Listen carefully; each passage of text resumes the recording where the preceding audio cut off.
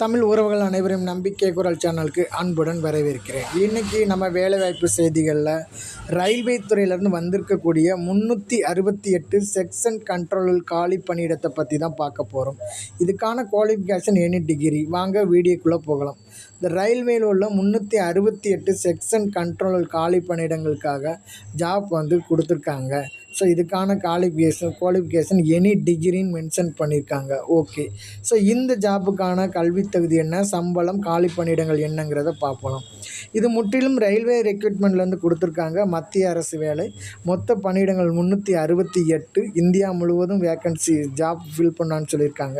State பார்த்திங்கன்னா 15/9/2025 14/10/2025 வரைக்கும் கொடுத்துருக்காங்க.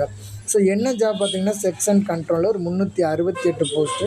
சம்பளம் பார்த்திங்கன்னா 35,400 சொல்லியிருக்காங்க. கல்வி தகுதி கிராஜுவேட்டட் எனி டிசிப்ளின் ரெகக்னைஸ் யூனிவர்சிட்டியில் டிகிரி முடிச்சிருந்தாலே போதும். ஏஜை பொறுத்தவரை 20 வயசு கம்ப்ளீட் ஆகிருக்கணும். மேக்ஸிமம் 33 வயசு வரைக்கும் இருக்கணும்னு சொல்லியிருக்காங்க. அதாவது வயது தளர்வு எஸ்சிஎஸ்டிக்கு 5 இயர்ஸுக்கும் ஓபிசிக்கு 3 இயர்ஸுக்கும் கொடுத்துருக்காங்க. விண்ணப்ப கட்டணம் பார்த்தீங்க அப்படின்னா SC ST ex servicemen female transgender இவங்களுக்கெல்லாம் பார்த்தீங்க அப்படின்னா 250 ரூபா ஃபீஸ் கட்டணும்னு சொல்லியிருக்காங்க.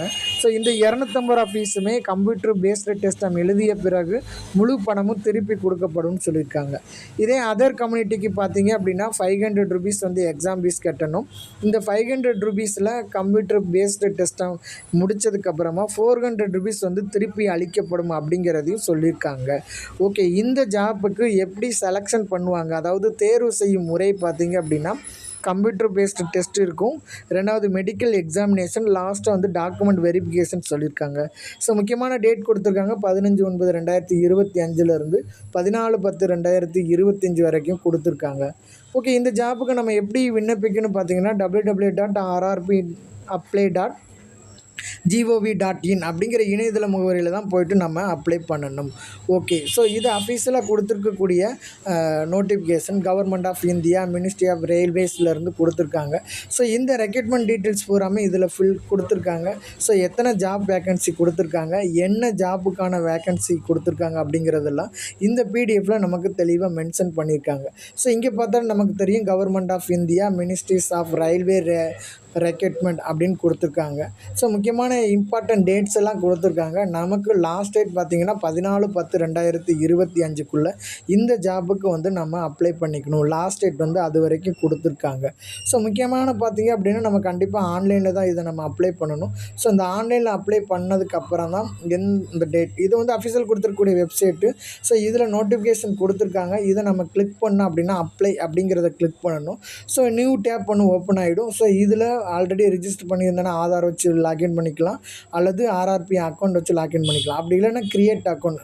சம் இன்ஸ்ட்ரக்ஷன் கொடுத்துருக்காங்க. என்னென்னு பார்த்தீங்க அப்படின்னா 2025-24 இந்த மாதிரி ரயில்வே ரெக்ரூட்மெண்ட்டுக்கு நம்ம அப்ளை பண்ணியிருந்தோன்னா அந்த யூசர் நேம் பாஸ்வேர்டு வச்சுட்டு நம்ம இப்போ அப்ளை பண்ணிக்கலாம். ஸோ இதுக்குன்னு நியூவாக ரிஜிஸ்டர் பண்ண வேண்டிய அவசியம் இல்லை அப்படிங்கிறத மென்ஷன் பண்ணியிருக்காங்க. ஓகே, ஸோ எந்த ஜாப்புக்கு என்ன நேஷ்னாலிட்டி இது தான் ஃபில் பண்ணணும். நேஷ்னாலிட்டி கொடுக்குறோம். நம்முடைய ஃபஸ்ட் நேமு அதே மாதிரி retype the full name type பண்ணுறோம். அடுத்ததாக பார்த்திங்கன்னா முக்கியமான டேட் ஆஃப் பர்த் கொடுக்குறோம். அண்டு தென் ஜெண்டர் என்னவோ ஜெண்டரை சூஸ் பண்ணுறோம். அடுத்து பார்த்திங்க அப்படின்னா கேண்டிடேட்டோட father name and mother name கொடுக்குறோம். ஸோ அதே மாதிரி கீழே பார்த்திங்கன்னா இமெயில் அட்ரஸ் கொடுத்தோன்னா அதுக்கு ஒரு ஓடிபி போகும்.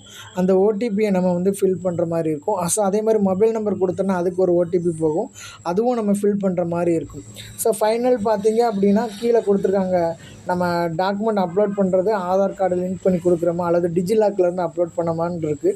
ஸோ அது எதுவுமே இல்லைன்னா ஐ டோன்ட் ஹேவ் ஆதார் கார்டுன்னு கொடுத்துக்கலாம். ஸோ இதை சூஸ் பண்ணிவிட்டு கீழே நம்ம பாஸ்வேர்டு நம்ம டைப் பண்ணுறோம். கன்ஃபர்மேஷன் பாஸ்வேர்டு அண்டு தான் கேப்சாவை டிக் பண்ணிவிட்டு டெக்ளரேஷன் மாதிரி அந்த ஃபார்மை கிளிக் பண்ணோம் அப்படின்னா நமக்கு யூசர் நேம் பாஸ்வேர்டு க்ரியேட் ஆயிடும். அவ்வளோதாங்க, இந்த ஜாப்புக்கு நம்ம அப்ளை பண்ணிடலாம். இந்த வீடியோ உங்களுக்கு பிடிச்சிருந்துச்சுன்னா லைக் பண்ணுங்கள், ஷேர் பண்ணுங்கள், சப்ஸ்கிரைப் பண்ணுங்கள். Thank you to all.